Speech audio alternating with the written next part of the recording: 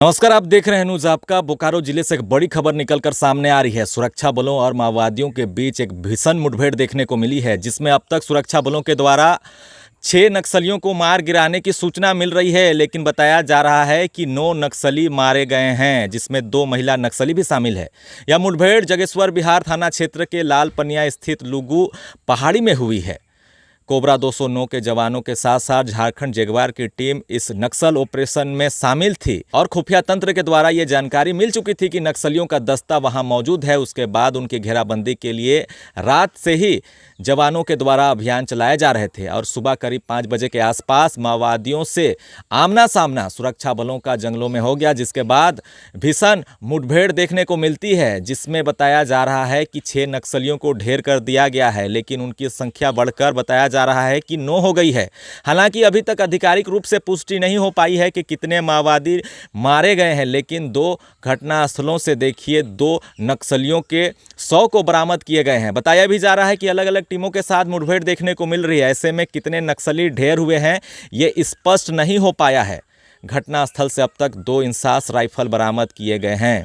आपको बता दें कि पुलिस के वरीय अधिकारियों को सूचना मिली थी कि लुगु पहाड़ी इलाके में नक्सलियों का दस्ता एक बड़ी घटना को अंजाम देने की फिराक में है, जिसके बाद सीआरपीएफ और झारखंड जगुआर की एक स्पेशल टीम का गठन किया गया और लुगु बुरु में और झुंगड़ा पहाड़ के आसपास जो है उनके नाकाब मंसूबों पर पानी फेरने के लिए एक सर्च अभियान चलाया गया, जिस दौरान नक्सलियों के साथ एक भीषण मुठभेड़ देखने को मिली, जिसमें बताया जा रहा है कि 6 नक्सली मारे गए हैं, लेकिन 9 नक्सलियों की संख्या अब निकल के सामने आ रही है। दोनों नक्सलियों के खिलाफ विभिन्न थानों में कई मामले दर्ज हैं। बोकारो पुलिस और भाकपा माओवादियों के बीच इससे पहले भी 22 जनवरी को एक मुठभेड़ देखने को मिली थी, जिसमें 2 नक्सलियों को मार गिराया गया था और उस वक्त मारे गए माओवादियों की पहचान मनोज बास्की और गिरफ्तार 15 लाख की नामी नक्सली की पत्नी शांति के रूप में हुई थी। बता दें कि 20 जनवरी को 15 लाख की नामी नक्सलियों को पुलिस ने चंद्रपुरा से भी गिरफ्तार कर लिया था। उसी से ये प्राप्त इनपुट के आधार पर ये पूरी कार्रवाई की गई थी। ऐसे में एक सफल ऑपरेशन माना जा रहा है, क्योंकि मैं आपको बता दूं कि जब भी कोबरा के जवान या फिर झारखंड जगुआर के जवान ऑपरेशन चलाते हैं तो वो रात के समय में ही चलाते हैं, और ऐसे में जब उनकी घेराबंदी की जाती है, उनको मार गिराने के लिए उस स्थान पर जाया जाता है जहां पर माओवादी सक्रिय होते हैं, उनको चारों तरफ से घेर कर गोलीबारी की जाती है। और बताया जा रहा है कि इसमें 9 माओवादी मारे गए हैं। हालांकि आधिकारिक पुष्टि का हम इंतजार करेंगे, उसके बाद ही स्पष्ट हो पाएगा, लेकिन एक बड़ी सफलता हम कह सकते हैं। आप देख रहे होंगे जिस तरीके से छत्तीसगढ़ में एक बड़ा नक्सल ऑपरेशन चलाकर माओवादियों को ढेर कर दिया जा रहा है, वैसे अब झारखंड में भी देखिए लगातार नक्सलियों के खिलाफ बड़ी कार्रवाई की जा रही है।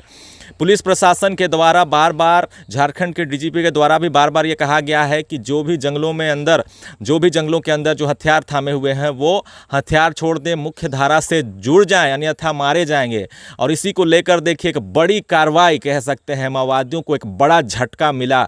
और इससे पहले जब पश्चिम सिंहभूम के इलाके में जो भी मुठभेड़ हुई है वो टाइमिंग सुबह का ही होता है, क्योंकि रात के समय में माओवादियों की घेराबंदी की जाती है। माओवादियों का अंदाज़ा भी नहीं होता है कि उनकी घेराबंदी चारों तरफ से की जा रही है, और ऐसे में सुबह होते ही सुरक्षा बल के जवान उन पर टूट पड़ते हैं। चारों तरफ से धड़ाधड़ जो है फायरिंग होती है। उसके बाद इस तरह से देखिए मुठभेड़ देखने को मिलती है और जवानों को सफलता भी हाथ लगती है।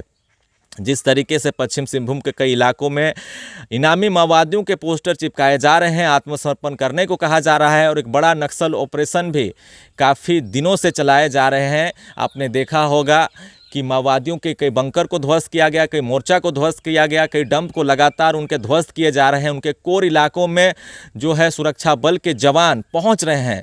बलीबाग के बाद जो है मंकी रिजर्व जो वहाँ पर एक हाउस बना हुआ था, जहाँ पर पहले बताया जाता है पश्चिम सिंहभूम के इलाके में माओवादियों की गतिविधि देखने को मिल रही थी, उन इलाके में भी जो है जवान आज पहुँच चुके हैं। ऐसे में सारंडा भी अब माओवादियों के लिए सेफ जोन नहीं रह गया है और एक बड़ी मुठभेड़ हो सकता है सारंडा के अंदर भी कुछ दिनों के बाद देखने को मिलेगी, जिस तरीके से एक बड़ा ऑपरेशन उन इलाकों में चलाया जा रहा है। हालांकि आधिकारिक पुष्टि का हम वेट करेंगे, उसके बाद दिखाएंगे कि कौन कौन माओवादी थे, क्या क्या हथियार था और कौन सी चूक माओवादियों से हुई, सुरक्षा बलों की कौन सी रणनीति ने माओवादियों को एक बड़ा झटका दिया है। जुड़े रहे हमारे साथ नेक्स्ट अपडेट के लिए, देखते रहे न्यूज़ आपका। धन्यवाद।